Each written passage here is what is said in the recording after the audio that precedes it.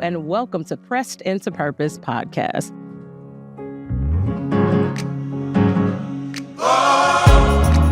Hello, and welcome to Pressed Into Purpose podcast.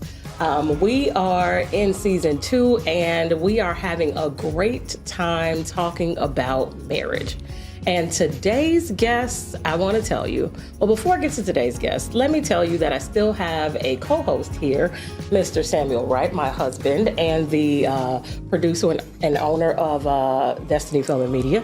He will be co-hosting with me today. Thank you, Sam. Hello. I'm grateful. Not with you. Thank you, Marshawn Lynch. I'm grateful. I don't have no Skittles though, but I'm grateful. I'm very happy to have you co-hosting with me. I'm happy today. to be here. Okay, thank you. And so let's get right into it. Today, our guests are Pastor Antoine and Lady Lakeisha Sanders. Pastor Antoine is a dynamic preacher, spiritual leader, and champion of unity and purpose. Known for his powerful teaching on connection and community, Pastor Antoine believes that when we link with the right people, we unlock and command blessings and next-level living. He serves alongside his wife, Lady Lakeisha Janae Sanders, a visionary leader, pastor, author, and founder of Serenity Life, a faith-based organization dedicated to restoring peace and redefining healing. From her best-selling devotional, Serenity 30 Days to a New Start, she is on a mission to break barriers and empower people through conversations that heal. Please help me welcome to the podcast, Pastor Antoine and Lady Lakeisha Sanders. Welcome you all. Thank you. Thank you for that introduction. I was looking around like, Yeah, I don't know who you talking about. who did all of that? All right. That is the two of you. The two of you. Wow. Thank you all for coming to join us today on the super podcast. We are grateful and thankful that you would choose to come and share with us, but not only share with us, but share with our podcast community about love and marriage and all the things and just life. And so I just want to jump right on into it. Okay. Jump in. So we have, in your intro, we talk about how, you are pastors. And before we get to pastors, I want to know about the people. Okay. So tell us, how long have you all been married? And if you want to share your origin story, but just how long have you been married and how did we get here? I'll let you start. I knew he was going to let me start. So we have been married 22 years. Okay. It will be 23 in March. All right. Long time. Yes. That's a big deal, people. It's a big deal. Not counting the years that we spent, amen. Prior. The before marriage. Right. So I guess that's how we got here. We actually met in church. Okay. I was singing in a choir. Okay. He was the drummer. I think we were 16 and 17. Wow. Just two kids thinking we know what we were doing, and we didn't. We were really good friends, actually. We just had a really close friend group. Okay. And so we were all really good friends at first, and then came other things that led to having a child before marriage. So we had him first, and then we got married after. Okay. But I think I could say we just started off being really good friends. We were. That's what you're going to go with. Yeah, we were. What's your side So of the here's the story? real story. So, of course, we met in church. She's correct. She was in the choir. I'm on the drums. I came at her. Okay. I'm like, hey, you know what I'm saying? How you doing? Blah, blah, blah. Shot me down. Oh. I had a boyfriend. I got a boyfriend. I knew the dude. You didn't And care. he wasn't nothing. So I'm like, I'm like, look, you know what I'm saying? I'm 17, you know what I mean? She shot me down, and so that was it. I wasn't coming at her no more. Okay. Next thing I know, we were engaged. That's funny, but that's true. That is true. Okay. I tried to get her to be with me that one time when we were teenagers. She shot me down, so we just were friends. We never went out on a date. I mean, we hung out and stuff like that, but we didn't date and court and all of that. We co-parented, and one day I had a conversation with my best friend, And he told me these words. He said, there comes a time in a man's life where you have to make a different decision. Okay. He says, this girl, they gave me 3 questions. I can't give you the 3 questions. Okay, all right. Go keep a little bit for yourself. Okay. The answers to all of the 3 questions was yes. Okay. And he said, if she checked all these boxes to these questions, you got to be with her. Okay. And so the end of whatever year that was, what year was that? 2002. 2002, I decided that I was going to take my motorcycle money and go get her a ring. Wow. And to this day, I still don't have a motorcycle. Praise God. Praise God. I bought a ring and I proposed to her New Year's Day, 2023. We got engaged. 2003, I'm sorry. No, it was 2002. We got married 2003. Right, but I proposed New Year's. It was still New Year's Eve. Okay, we New hadn't Year's crossed Eve. over yet. Okay. So we proposed, 3 months, we planned a wedding, we got married. Amari was born in June. Yeah. Okay. And the rest is history. And he's really right. And we tell this story all the time. we literally went from being friends to co-parents to being married. Wow. We never dated. I was never his girlfriend. I went from the mother of his son to being his wife. So how did that make you feel? Did that make you feel any kind of way? Or you were like, this is meant to be? Like, Oh, I felt the way. Okay. Because I wanted to be his girlfriend, for a long time. And But you shot him down. I did. And I think he was low-key trying to punish me for that. Like, 'cause he would never give me the title. So we were like, we had a lot of mutual Not many friends. people got the title, Yeah. for the record. We had a lot of mutual friends. So we would go out and he would introduce me as his son's mother. And I used to be like, that's right. what is that? Yeah. But it worked for us. Okay. It did. Okay. Because we were really close and we were really cool. And so when he proposed, I was really shocked. I said no at first. Really? I did. What I should made have you learned say my lesson no? for saying no to him, right? Because I had, I could have went on back and... Okay. So next. I said no because I had just found out I was pregnant with Amari. And I thought he was proposing because I was pregnant. And I did not want him to do that. Yes, because typically that doesn't end well. Exactly. But when I found out that he had been saving his money from his little motorcycle that he never got, and he was doing that even before I found out I was pregnant, then I was like, okay.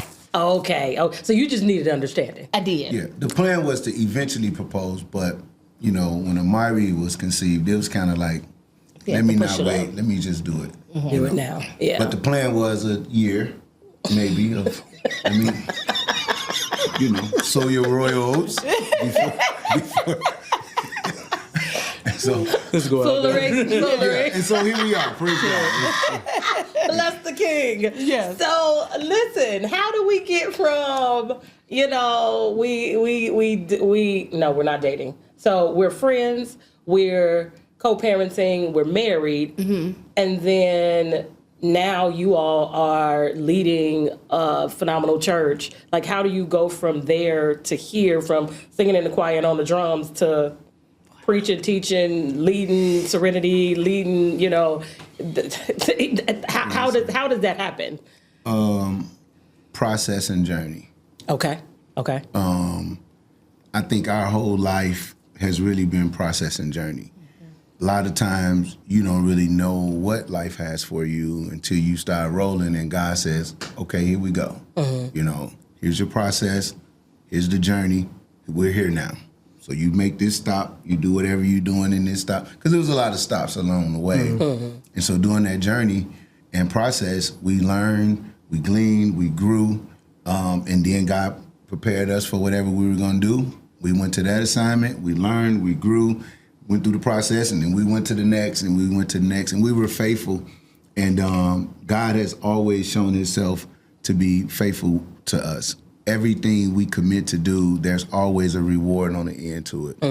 And so, or connected to it, I should say. And so when we got married, I accepted my call to ministry.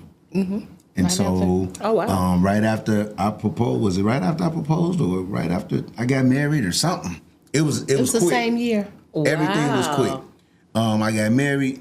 Had a baby. Had the baby. And preached your first sermon my the first same sermon. year. Literally one thing fast on the heels of another. Absolutely. So if I can add to that, it wasn't just process and journey, but it was process, journey, and obedience. For sure. Because in order for things to happen that fast, you had to have just a level of obedience to God. Yeah. To just say, yes, I'm going to do that. So I believe that the obedience part is what allowed the journey to be so quick. Got it. Yeah, because God figured if this guy, watch this, if this guy decides to propose to the mother of his son and don't change his phone number, I called everybody and said, I'm getting married. Okay. Don't call me again. Okay. I didn't go through I got to change my number. Blah. I didn't. I've always been a straightforward guy. So I made all the phone calls. I told everybody that I needed to tell. Yeah. And I've had the same phone number for About 30 years. Wow. You was locked in. And so it was like, hey, this is what I'm doing. I believe, you know what I'm saying? I heard the Lord tell me to go this route. I'm going to be with the mother of my child. And this is what it is. Lose my number. And I think as minute as that may sound, for a real guy or real man, you know, that's major. For sure. Most guys, like, I'm getting married, let me change my number. I didn't. I was very upfront. And I think that was the first step for me saying I really want to go after God for real. Yeah. And so I believe that was the first step to God saying, okay, this guy trusts me. You know, and so everything after that, like she said, out of obedience, it was kind of like, if I can trust the boy to not change his phone number and tell all his little girls to get married, you know what I'm saying? That's major. Yeah. And so everything, like she said, it was an act of obedience, and it happened quick. And for us, I feel like every time God has done anything in our lives, it's always been quick and it's been big. You know, our wedding, for instance, we were the only, and I can say this on record, out of the history of Pastor Stephen Richardson being the pastor of Jordan Temple, nobody has ever started on time. Okay. He told us that. We started on time. We were waiting on him.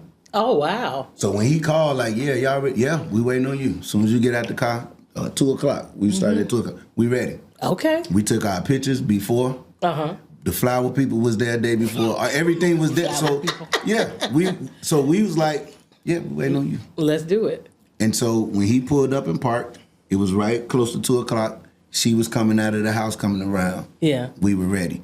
I don't know. I mean, we've had a lot of major events at that church, but I think our wedding was one of the biggest ones. My first sermon was probably one of the biggest ones. I mean, I felt like people was hanging out the windows at my first sermon.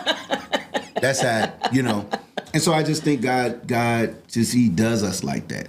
Yeah. And I'm okay with it. Okay. I'm okay with it. You got something you want to say? I just want when you just mentioned process. What was the word again? Process and journey. And obedience. And obedience. I was just looking at the fact of your faithfulness through each stages of that. For sure. Because, you could be obedient, but the faith behind the obedience, that's how faith action. So you could be obedient, but if you don't believe in it, if you don't have the faith in it, it will not happen. And that's what's up. I'm sorry that you didn't get the girlfriend in that, but and I'm sorry that your motorcycle's on her finger, but she won't even let me get the motorcycle. I was gonna say give him the motorcycle on the 25th anniversary. I'm good. Now I will say this about the faith behind the obedience part, because we were so young and we literally had nothing. Trusting God was all we had. Okay.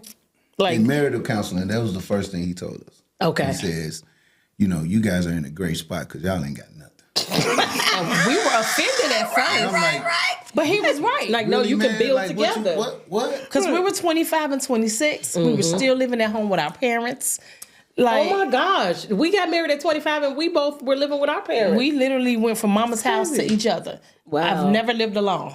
That's leave and cleave. That's Bible. That's Bible. It is. It is. So trusting God was all we had because it's all we knew. Yeah. That's all you knew. Okay. So tell me, let's get a little deeper into it. What kind of challenges have you all had to face as a couple, and how did you overcome them? Well, that's an easy question for me. That's a tough question for her because I'm built different. Okay. I'm unbothered. Like even as a young man, I just certain things just didn't bother me. Okay. And so I wasn't really rah-rah about he say, she say stuff. I really didn't get moved by that.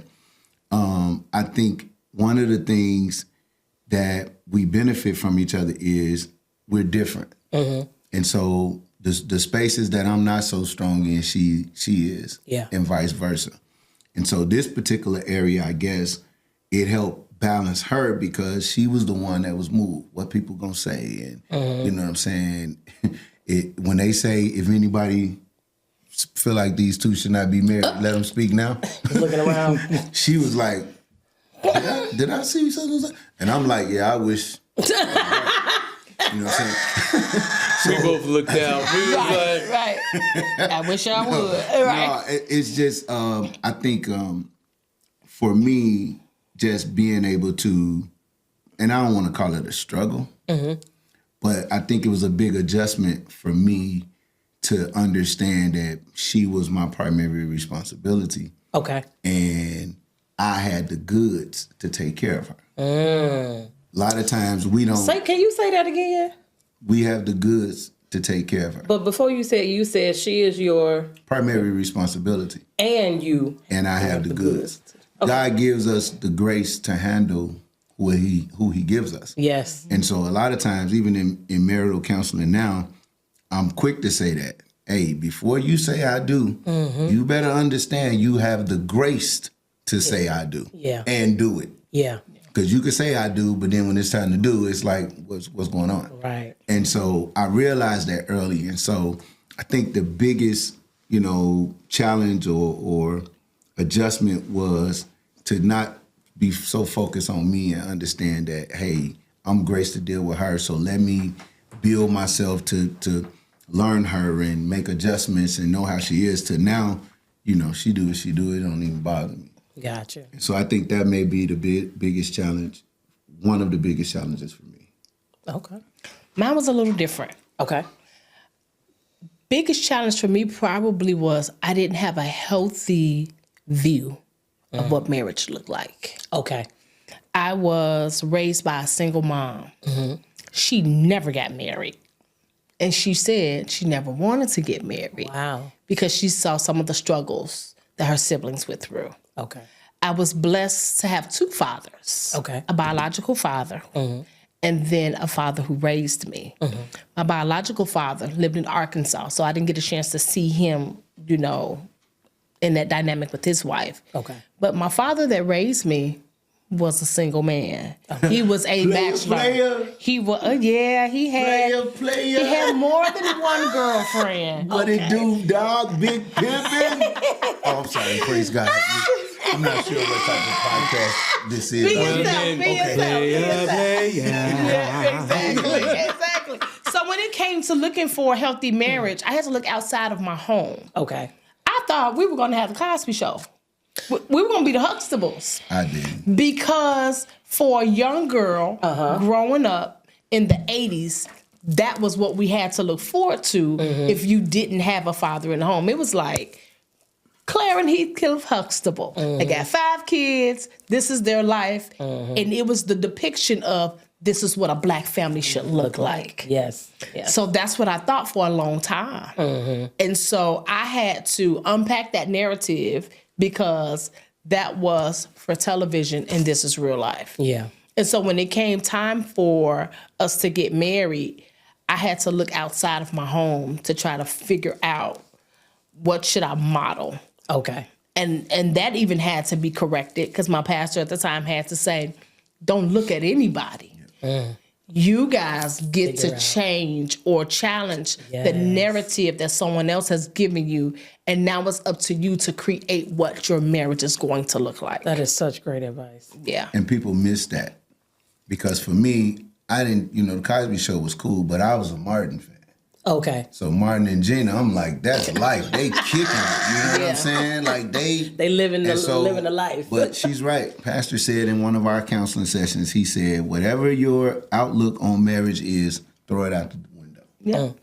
So whoever you think you should model after, get rid of it. It's gonna be whatever you want it to be. Yep. And I really, really took that to heart because I knew that we had an opportunity to do something that was right for us. Yeah. And so our marriage don't look like it. I mean, nothing about our life it goes against the grain. Everything goes against the grain. We didn't date. Like who does that? Right. You know what I'm saying? Not anybody else that I know. Right. Exactly. And you propose 3 months, get married, have a baby, get called to ministry, and it's gone. We off from there. I mean, that whole thing just, was against the grain. And so I think the beginning of that really set the stage. Yeah. So a lot of the challenges that we would have had or should have had, we avoided just from taking heed to good wisdom. I mean, for real, because a lot of people don't get that type of wisdom, right? And they're told, that these are the things that every marriage needs to have, and there are some things that every marriage we need the foundation of love. You know what I'm saying? And there's some other things in there too, and trust and all those things, but no marriage is going to look exactly like the next. Absolutely. Exactly. And I feel like that's one of the most important things that people need to really understand is you are unique, your spouse is unique, and the two of you have to figure out what works for the two of you. Yeah. And I don't know that we were given that advice. No, I can't say that we were given that advice. So it took us a while to figure out that it didn't have to look like other people's. Oh, yeah. One of the most dangerous things that I see probably in social media today is that our youth look at other couples and they say, these are goals. Yes. These are goals. That is dangerous. You don't know what that couple has had to go through to get to that. Seriously. Because just because it looks good on the outside does not mean that they haven't had those struggles. Exactly. And so when you talk about looking to someone for a healthy marriage, you got to know what comes along with that. Yeah. And so I think it's cute to say, oh, this is goals. This is what I'm looking forward to. However, it's all the in-between stuff. Right. Stuff you don't see. Yeah. Between the reels. Right. Exactly. Because people look good. I'm telling you, social media, you look at some of these people and it's like we the new hottest thing. And a year from then, it's like, she's not in the pictures no more. Like, right. What happened? And they just bowed out gracefully and keep it moving. Yep. And so so many times. That foundation is key. Shout out to Pastor Stephen Richardson, Jordan Temple. Yeah. He laid it out, and he's one of those guys, he just gonna tell you like it is. He didn't sugarcoat it. Yeah. He literally was like, y'all in a good spot, y'all ain't got nothing. Which means everything you get from now, you get to create together. Yeah. And I took that to heart. Like that for me, it made so much sense. Because, and even now, 22 years in, people just cannot fathom the thought that we have a marriage the way we do. And we do. Yeah. So when I say stuff like, I don't argue. Oh, everybody argue. No. Jesus Christ. I'm telling you. Now, do we have debates? Let me not front. Like, right, of course. Debates and, heated conversation or whatever. But flat out arguing and knocking stuff off, man, please. I'm not doing all of that. That's not not your makeup. I love that you have not let anything take you out of character, because I have a couple times in these 20 years. I gave the people what they wanted. Right. Now listen. Hey, look. He didn't say we don't argue. I know. Okay? He said he don't argue. I argue. Okay? One way to a brick wall. I said, you know what? I don't even talk to you. No. But you gonna hear what I got to say. But here's the thing with that though. Because he does not argue, it has made me not want to argue, because I look pretty dumb arguing by myself. It takes two people to argue. It does. And if Sam, do you see my face? I remember that Sunday. That's his posture. He has a posture that says, we're going to fix this, but we're going to fix it a different way, because what you're not going to do is we're not going to be getting loud. We're not gonna be cussing each other out. We're not gonna hit below the belt. We're not going to do that. That part. Here's the grace. When you understand who God gave you and you have the grace to deal with her, I let her. That's her. Go ahead and huff and puff and stomp. Get it out. You know, blow the house down. So you just told the world that I huff and puff and stomp. you know when But you didn't blow the house down, though. You missed it by that much. You know it's bad when you hear dishes. Cling-ling-ling, cling-ling-ling. What's wrong with you? Nothing. And I let her get it out. And when she done, it's like, all right. You gonna talk about it? I was you. Because she didn't. Hey, She not moving. praise God. Here's the thing, she don't argue. I be sitting there like this. And that's her unbothered. Or better yet, irritating me mode. Yeah, because I was bothered. I just She bothered, wasn't but gonna she say don't nothing speak. about it because I never wanted to hit below the belt. Right. And that's another thing Pastor Richardson told us. He said, I don't care what type of situation you're going to get in. You're going to have situations. Yes. But what you cannot do is hit below the belt because it's hard to come back from that. Period. For real. So many. That, for me, I would rather, so Sam and I would have disagreements and, arguments sometimes. And he's the one that's like, rah, rah, rah, all the things. And I'm sitting there like, I don't want to do this. Like, we can talk, but right now, like, I don't have words that aren't hurtful. Yeah. So I'm just going to be quiet because if I say any of the words that are running through my head, I can't come back from that. Exactly. You know what I'm saying? And I'm gonna hurt you and harm our relationship more than I just don't desire to do that. Right. And that takes wisdom and patience. That takes wisdom. And a lot of Jesus. Right. Right. Holy Ghost. That takes Help me. a certain level of accountability to yourself. A lot of people just, what's the word? Snap off, pop off. And you done said all of this stuff. And the Bible says, be slow to speak, quick to listen. Listen, that is true. And so when we get in these places, we get heated and we just blah, blah, blah, blah. Because we want to get it out. Want to get it out, and you don't know that you just destroyed your spouse. Yeah. Yeah. And so you got to bounce back from that. And so that's key, what you said. Just be able to, I would rather you not say nothing. Yeah. Roll your eyes at me and don't say nothing than to say something. No, you got to say something. Because I'm just... You got to say something. I need something. And a lot of times that's why the escalation takes place. Because you force them to Because I want you to say something. I ain't got nothing to say. That's full of... Right. Oh, you got something to say. What you thinking about? What you thinking about? Say it. Nothing. So you're telling me my time and energy and effort in this conversation means nothing to you. Right. So now I'm in another level. It's not, that's And then another another argument. level. And then another level. And the next thing you know, all right then. I'm like, You okay. slamming pots. Right. And shout out to Pastor. So close my door. Right. Slam my door. I Love you, Pastor. Love you. But yeah, it yeah. Mm-hmm. I was a rah-rah. I was a furniture mover. But at the same time, the problem with it is because what I hear from you two is you both were secure in who you were. You knew who you were. You knew where you stood. I was going to put my finger up too. I was more secure. Yeah. Okay.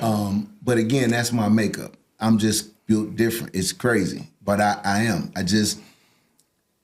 I understood when I made these decisions. It's like I was raised that as a man, you make a decision, you live with it. You know what I'm saying? Whatever the repercussions are, you take that. And so I made decisions, and that was it. When I made up my mind I was getting married, wasn't nobody gonna talk me out of it. Made up my mind I wasn't gonna argue. That was it. I made up my mind, I was gonna be the best father to my children that I could be. All of those things kind of make me who I am. And so I was just in that space. My wife, on the other hand, it was certain things like, should I do this? What's gonna happen? His security made me secure.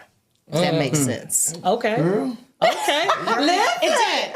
And reason being, and I just said this previously, I grew up with two fathers. Because of that, people may say, "Oh, you had two fathers? That's great."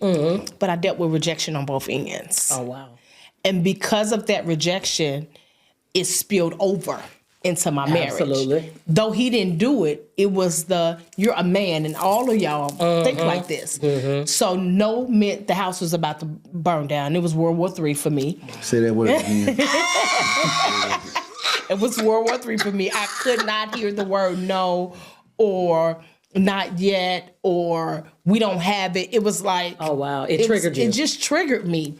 And so there was a sense of insecurity in myself because of the love that I needed and the security that I needed from my fathers, that I looked to him to give me, which wasn't fair to him because he wasn't them. Yeah. And so when it comes to being secure, I found my security just by watching how secure that he was. That's good. That is. Because I realized I had the grace. You do. Just like she had the grace to deal with you. Because, you know, she could have cussed you out. You know what I mean?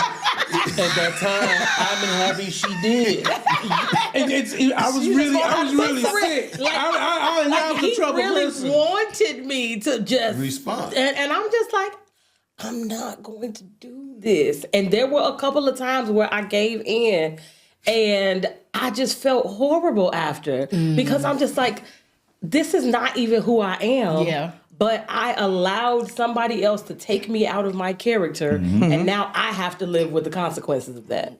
And it just didn't feel good. Yeah. So I can count on one hand, maybe two fingers, how many times I've allowed, you know, myself to just be out of pocket. And I was like, I don't want to do that anymore. Right. So I've got to find a different way. And so he would tell me, he was like, listen, because I didn't have words then, and it took me about 2 weeks to get words, right? Because I needed to make sure that I was calm and I sorted through all my feelings. That's good. And he was like, listen, you can't come to me 2 weeks after something done happened and then want to bring it back up because I done moved on. Right. He you got 48 hours. And I was like, how you gonna tell me? Hey. And I'm like, okay, I see his point. I need to do it quicker. So I think I've gotten to better than 48 hours now. But at the beginning, it was like, all right, let me at least start with trying to get it together in a week. But you have to train yourself to sort through your emotions differently. So, That's good. What do you think that comes from? You're not the host. Go ahead. No. We're conversing. No, we family. You really know, man. You can't answer the question. What you want to say? Right? No, where does that come from? Like, is that just a individual makeup? Is that a learned behavior? In your opinion, because you know, you said something key. You took the 2-week process, and Sam like, no, like you got 6 hours. Like you need to tell me right away what's going on. But that type of thing, you know, we have to kind of identify that. And so I was just wondering, like, where did that come from? I feel like it comes from a couple places. One, I grew up in a house with 2-parent household, and my parents, you know, they argued a lot, and so I didn't like it. And so, like, we even got to the point where me and my sister, who's 2 years older than me, we took Mom aside and was like, you know, Mama, like, y'all be arguing a lot. You see this coming. Can you just, like, you know, now as adults, I'm like, ooh, we asked a whole lot of Mama to be able to, like, not say what she wanted to say, but she still chose to deal with him differently, and their arguments kind of calmed down a whole lot. Right. But because she chose a different way to deal with it. So I think that was part of it. Like, I never liked arguing, but the other part of it was I know myself, and I know myself well enough to know that my words can cut.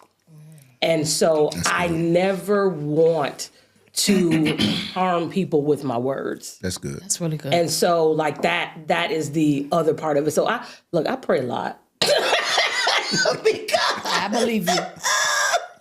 If people knew the stuff that went through my head sometimes, they'd be like, ooh, Valeria. Oh my God, Be not like, the woman of listen, God. Not the woman of I God. praise hard, and I am very slow to speak because I just don't want to harm people with my words. And that's not to say that I haven't, but I do my best not to do that intentionally.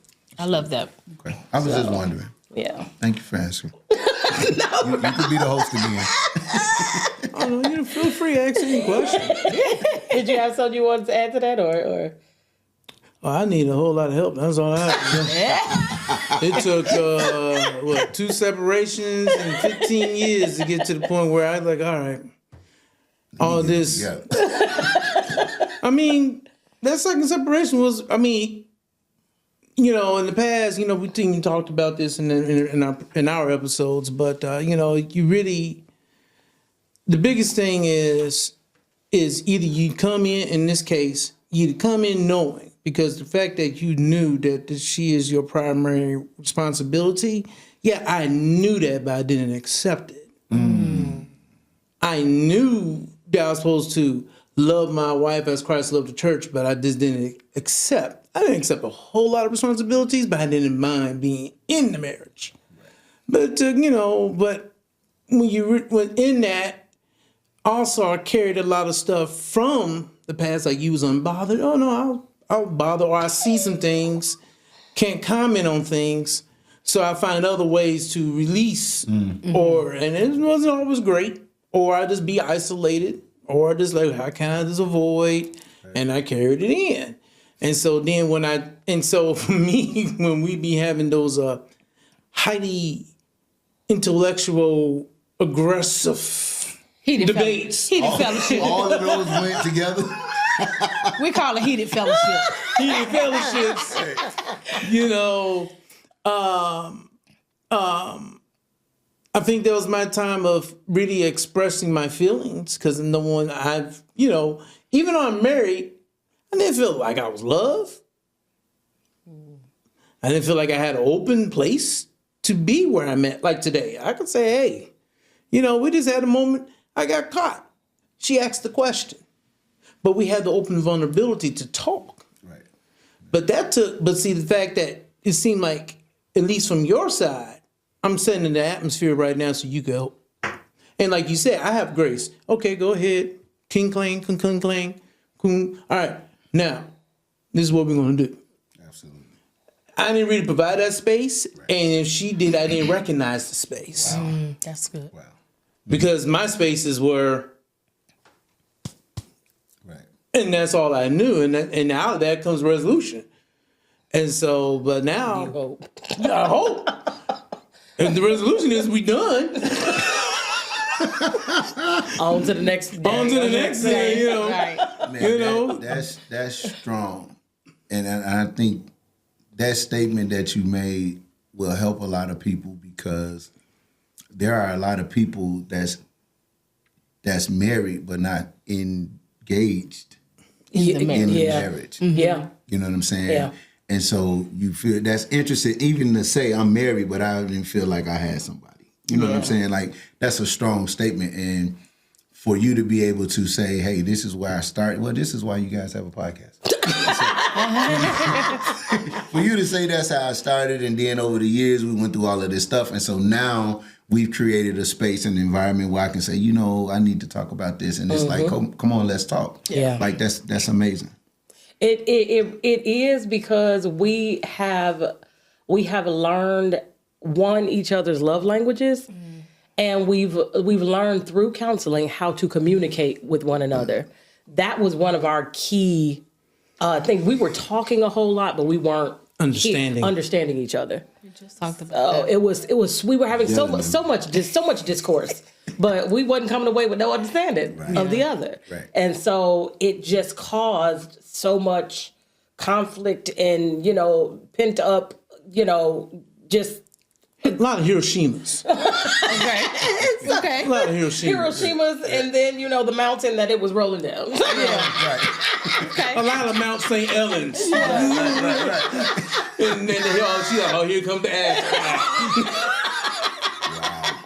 But I thank God that we are at this place now where we can find the lily in the valley. Yeah. And And then look up in the whole, hey, it's over here. It's over.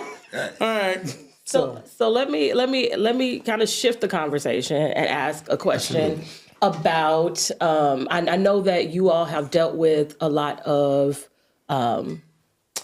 grief, and I don't know that I like the word loss. Transition.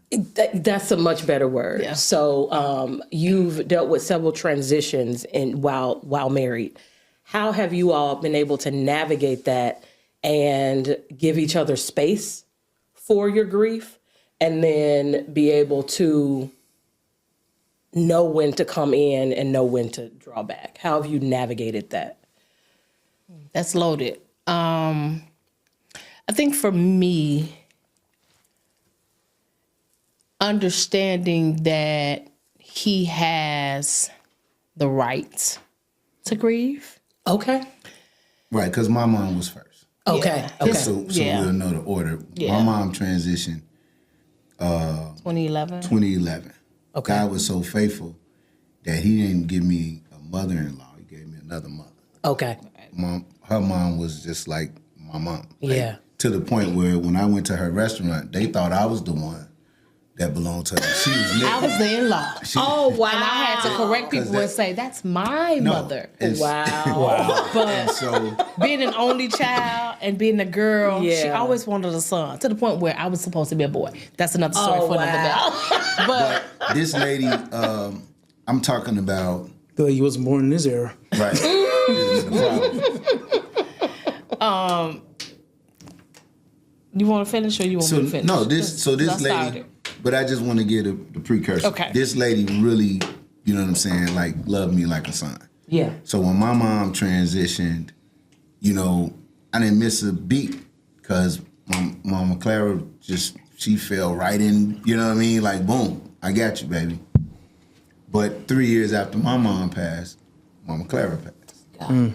And so she's going on how to deal with grief with your spouse from my perspective, because I was first. So Got it. And because he was always he's a manly man. So he wasn't really emotional, didn't do a whole lot of crying. Church, yes. Yeah. But just on surface, he just did not.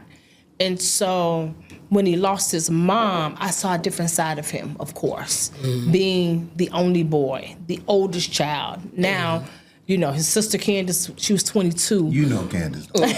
She was 22. She's fantastic. We had to like take her in and show her life because she was the baby girl. They're 13 years apart. So for her, it felt like she was an only child.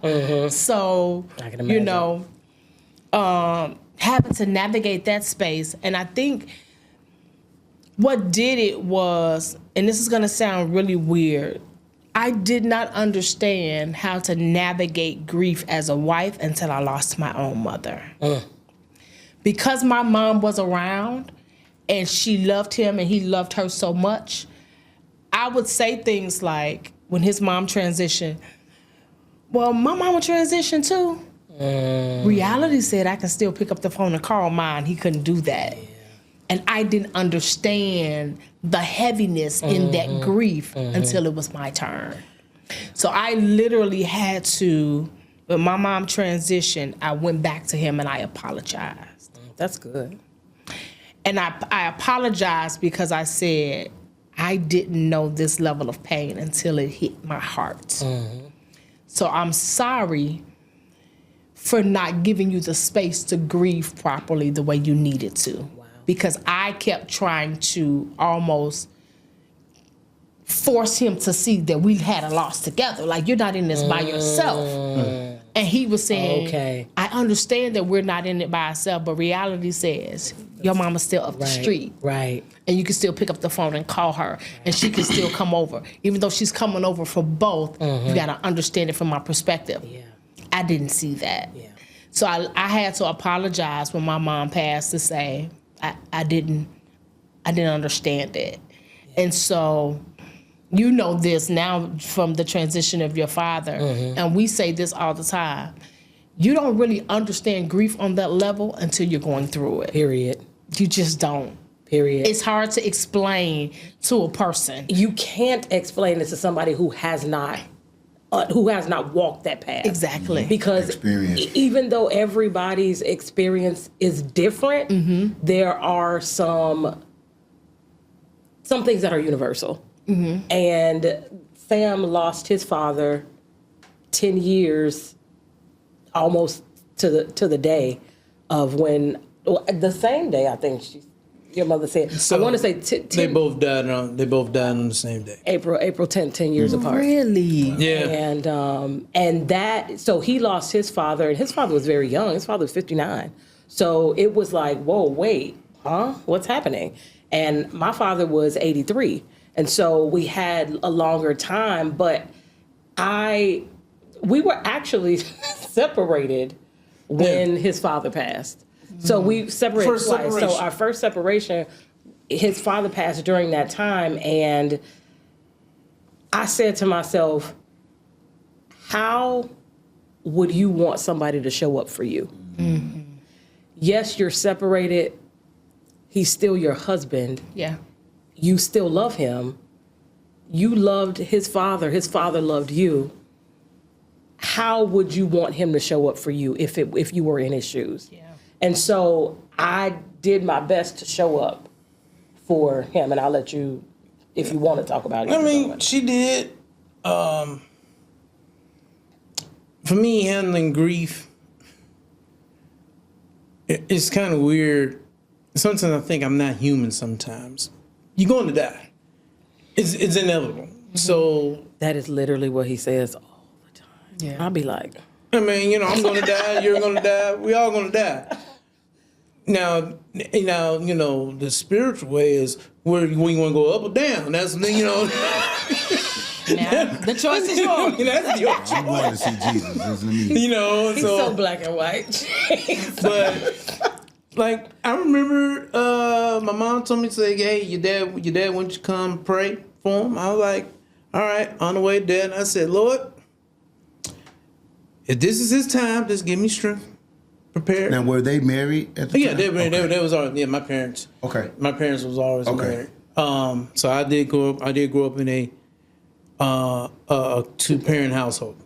But yeah, I was on the way, and I was like, God, I can't control your time frame.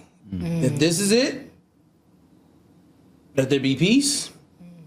Let me move forward, because at the end of the day, I can't say keep him in. Hey, look, you brought him in, you take him out. Wow.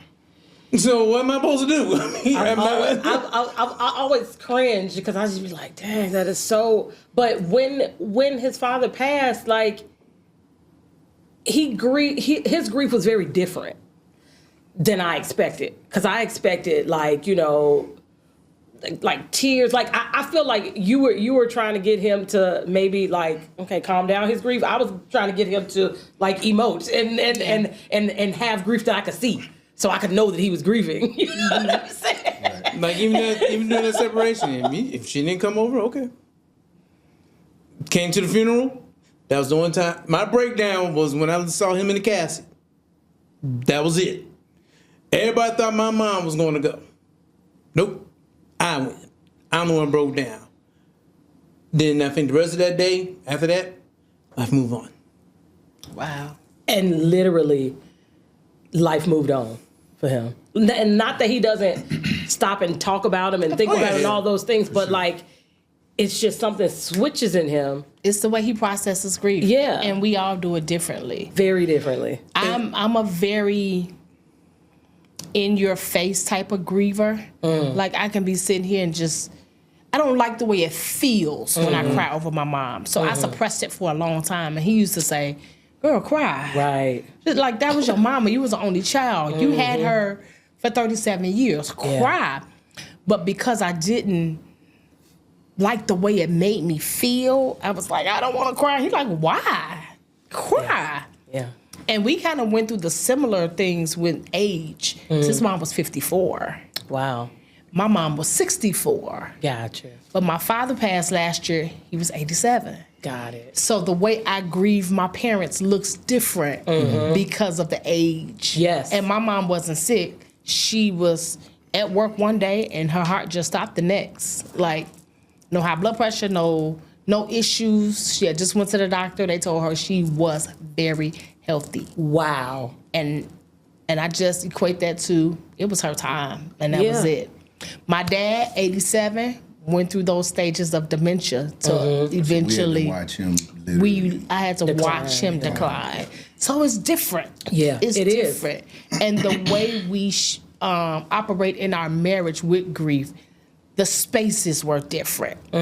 Like, he literally had to carry me through my mom. Yeah. With my dad, he didn't have to carry me through so much with him. It was more so struggles with family. Got it. With his children, because I was not biologically his. Got it. Yeah. So Everyone deal with grief differently, and the thing about grief and it's what's more important is, like you said, giving the space for that person to grieve. yeah. You know, like I know quite a few friends who lost their fathers. And, you know, a lot of times, you know, they say, man, you call them up. First and foremost, I don't know what and literally every time, I don't even know what to say. Because my parents are here, so how am I going to turn around and say, hey, man, I feel your pain? No, I don't. That is one of the worst things. I don't know your pain. You can say. But even if you've lost a parent, You or the don't same, say that. you still don't know my pain because you didn't have the relationship, that I had with my parents. Exactly. I can equate with you I can equate with you because I lost my father too, but how your relationships, I don't know. Exactly. Very different. So I can't cross that line. But Exactly. as far as I know how I grieve, but I'm always good for people when they look, when they going through like I can attest to that. like when she was crying, I was like, just cry. Like you said, just cry. And she would cry for other people that died. It was a season of crying. I'm very empathetic. I was like, man. Me too. No offense. I was Almost like, to a fault. You don't even know him. right. Co-worker, hey, whoa, wait a minute, what's going on? Do we need to talk? You're like, do we need to have a different Do conversation? we need to have another conversation? I'm so empathetic, y'all. I was in my office and I heard, I'm like, But you also, and I'm like, what's going on? But he also has like the one thing I told him, and you all might be able to relate to this. I went to a large church growing up.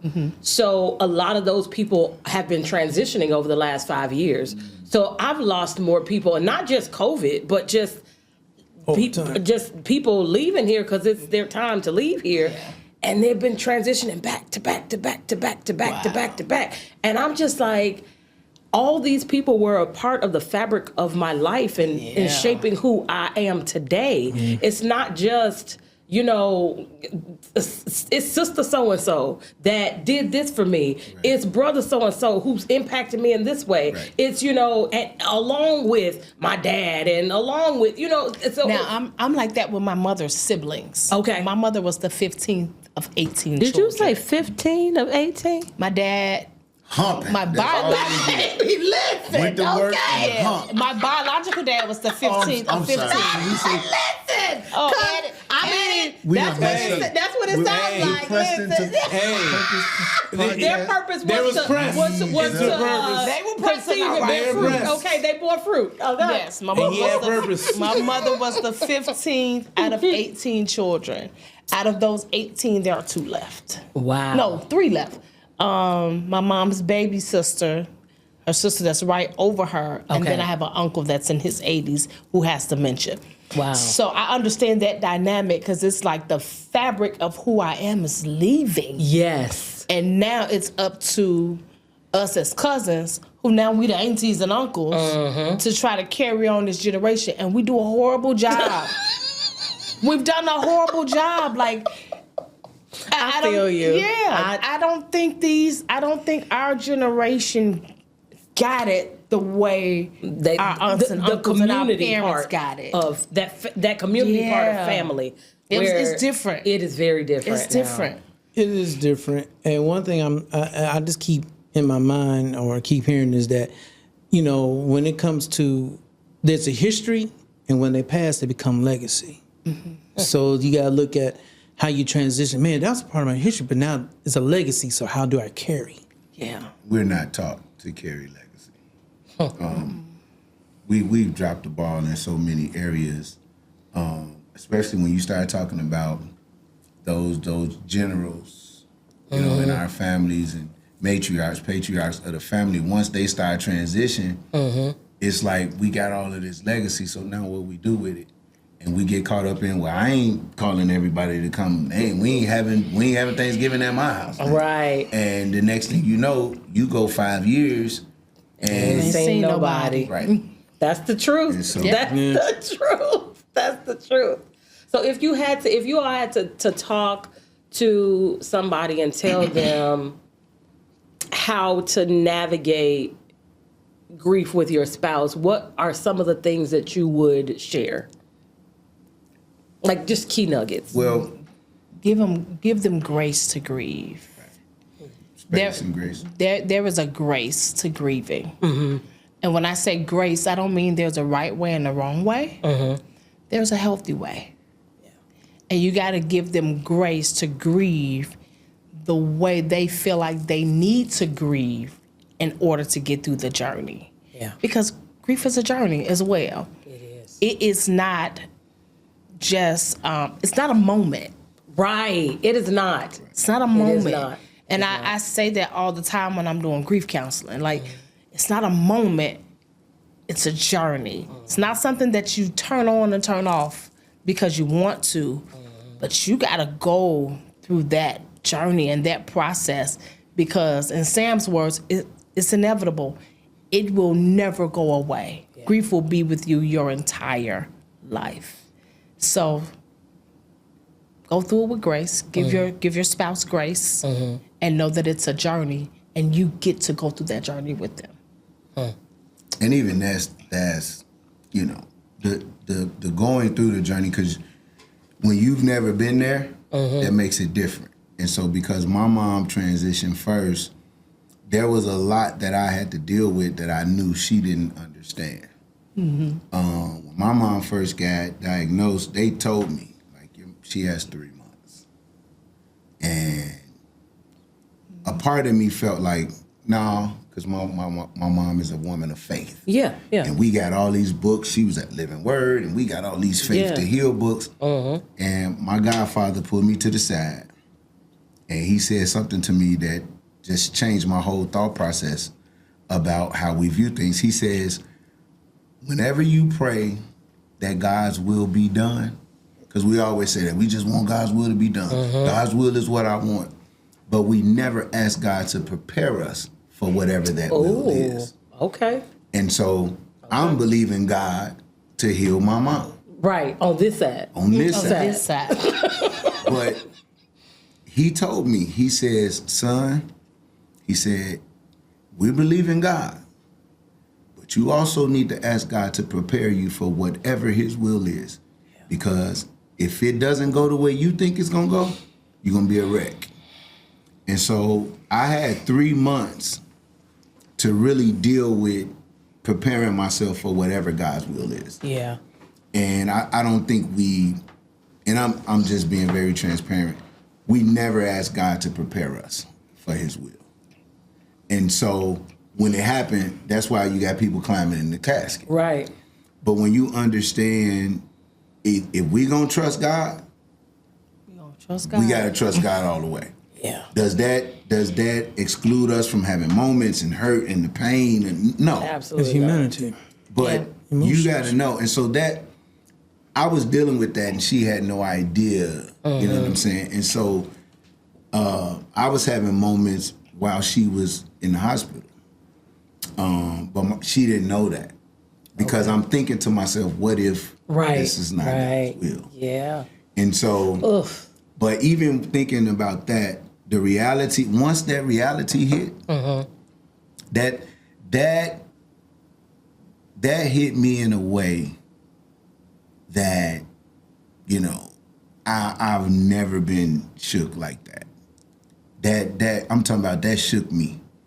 Like, I don't think I went to work for a month. Like, they called me like, do you still work here? Like, oh, wow. We gave you your grief time, but you like 3 weeks past that. Like, what's going on? Yeah. I'm like, I don't want to go. You know, that it just shook me. Yeah. And she did the best she could with supporting me, but because she didn't understand, it was just hard. And I think that space thing is key, because at the end of the day, as much as you saying, baby, what you need, I don't know what I need. Yeah. Right. So just be my wife. Yeah, because what I really feel like I need is my mama back. Exactly. That's it. And I know that I can't have that. Right. And so yeah. So the space thing is important in a marriage as it pertains to grief, because your role or your responsibility is just be there. Yeah. I'm gonna give you the space to cry and grieve and fall out and do all the things that you need to do without the, all right, that's enough, or that's okay, or your time is up. No. Let me give you the space, and it is my job to say, you want some water? Did you eat today? You got a headache? Okay, let's go get some air. Let's get out the house. Like those moments, you don't think that in a marriage it makes a difference, but it makes a difference. Yeah. Because it's just showing that I'm there. Yeah. Like I don't need you to say the right things. I just need you to be there. Yeah. And that's it. During her journey, and I agree, because when my dad died, I was like, But again, I already prayed, hey, if this is it, listen, hey, who am I to tell you no, you're wrong. Right. You're God. So I was in a different place with that. But when it came to her, I said, okay, I've been there, but I deal with life differently. I view life differently. She is not me. She don't view things like me. Right. She don't perceive or see things or experiencing things like me. So I was like, well, Lord, this is your daughter. Just show me what I need to do. That's good. Because you know her. You know her on a deeper level than me. You know the heart. And so whatever you need me to do, Lord. And that's even through marriage. Even I say, hey, I would just be going through the store and say, here's some flowers. Okay. Because I don't know what this is going to do. I don't know what this is for. But I know he said do. And so when she came to her grief, I'm just like, hey. And even then, it came to a point I say, I feel like she's about to cry. And she do. And then I'm like, there were times we just be Netflixing and chilling. Something comes on. Pause. You all right? Oh, for sure. Because I'm like, the minute that I mean, I see That never goes away. I'm like, I am not. You all right? I did not know this was going to happen. Are you all right? What the difference between me and my wife is, I don't suppress nothing. And I'm a real man and all of that and all. But when I feel it, it's gonna happen. Yeah. I mean, we've been in the movies, lost it. I don't even remember what movie, but a couple. A couple of them movies, I lost it. Yeah. Like I had to leave the theater. Yeah. But that was my moment. I got it out. Once I got it out, I'm good. Yeah. I'm not built. Let me get it out. If I hear a song, if I see anything, I get it out. Her, on the other hand, be a man. Like, don't cry, don't cry. And I'm like, listen, this is my healthy way of grieving. I have learned that. So now I don't suppress. I don't anymore. Therapy has helped me. Man, I'm gonna tell y'all something. Like this church that we are, a part of. I ain't cried. I've cried more in the past. We've been there since 2019. In the past I've cried more in the last 6 years than I've cried my entire life. Because I was the person. Happy cry, sad cry. She cried. I was like, I used to be the person like, what we crying for? Put it together. Get it together. Yeah. We got stuff to do. Ain't nobody got time for that. There's another reason why I didn't really go to her too, because I'm like, man, I need to cry. She's not letting you. Because she ain't gonna let me. You a grown man, dog. Like, get it together. But it's funny that you say that about our church, because they saved us many of Mother's Days. Mother's Day was... Shout out to Lifeline Church. Lifeline system of churches. They saved us. The mothers were just like... Because my last encounter with my mother was at Lifeline. Oh, wow. She passed the week after Thanksgiving. And so she came to a night of Thanksgiving with us. Oh, wow. To church. And then that Tuesday she transitioned. Gotcha. And so to be in church with her that Thursday, so all the mothers knew. So walking through the door on Mother's Day was like, I want to crawl under a rock, but I would walk literally into all of them. Like, they just knew. We didn't have to say anything for years. Yeah. They just would be like, come here, give me a hug. Yeah. Sometimes they didn't even have to be a Mother's Day. They would just, by way of Holy Ghost, they would just see it. Yeah, yeah. And come here, son.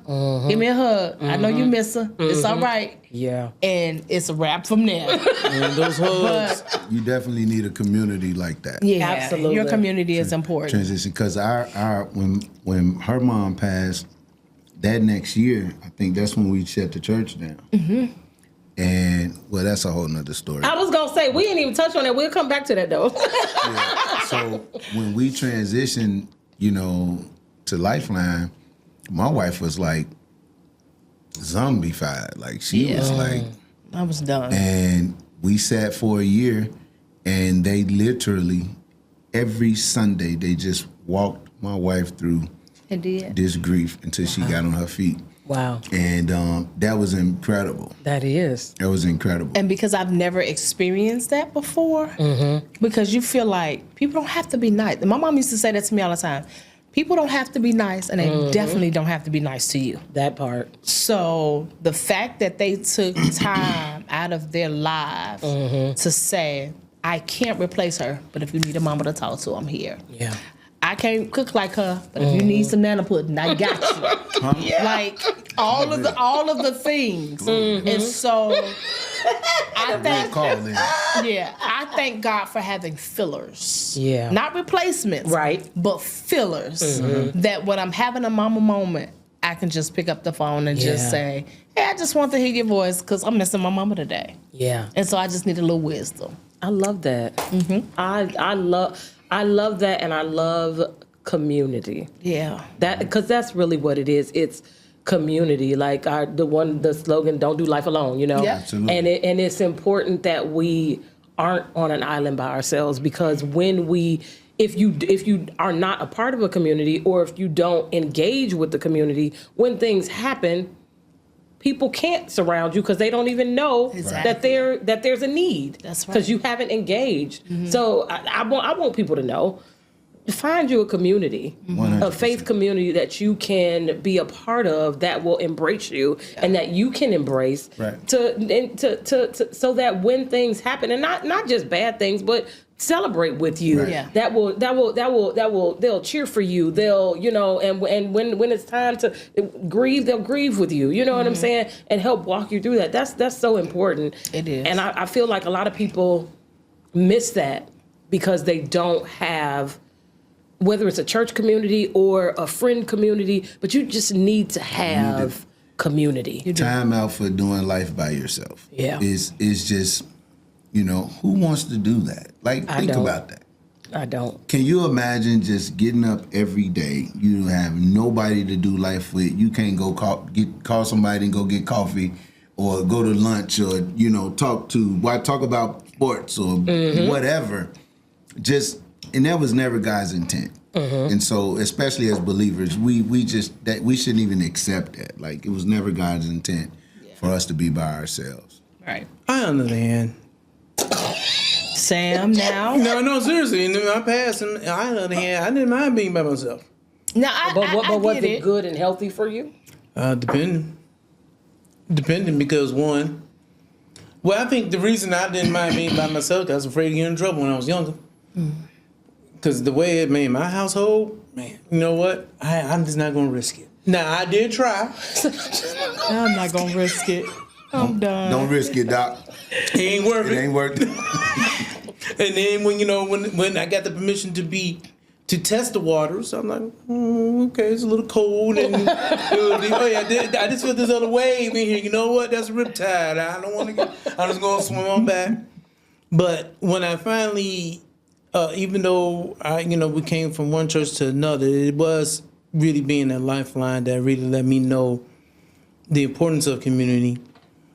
And the biggest thing, and I want to piggyback on what Valeria said, that yes, being a part of the community is important. You need that community, but also be open to be a part of that community. Right.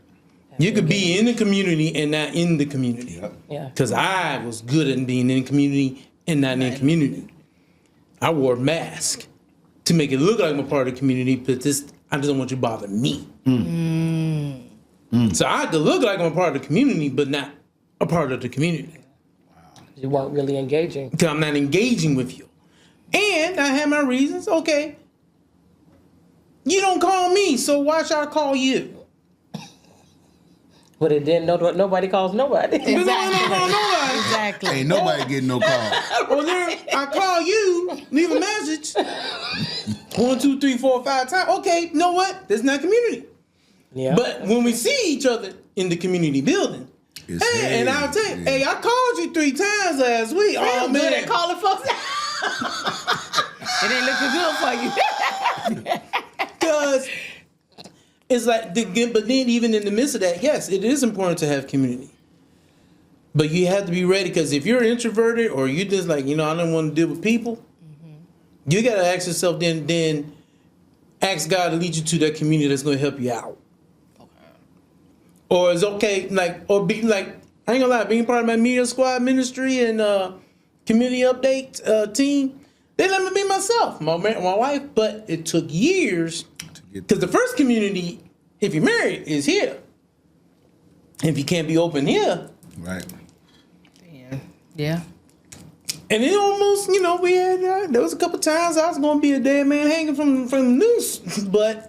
Praise God. Not by me, people. Not by me. But I'm talking about I go extreme. And like divorce, that's what I'm talking about. It was like, let's be clear. Wasn't me. It wasn't me. That wasn't her. No, but ultimately, the biggest thing is to be a part of the community, you have to be open to community. Yeah. And you have to be in a position to say, okay, I'm not gonna wear no mask. And again, shout out to Lifeline. The first time I went there and I saw a group of men hug another man, and that man, the pastor, cried.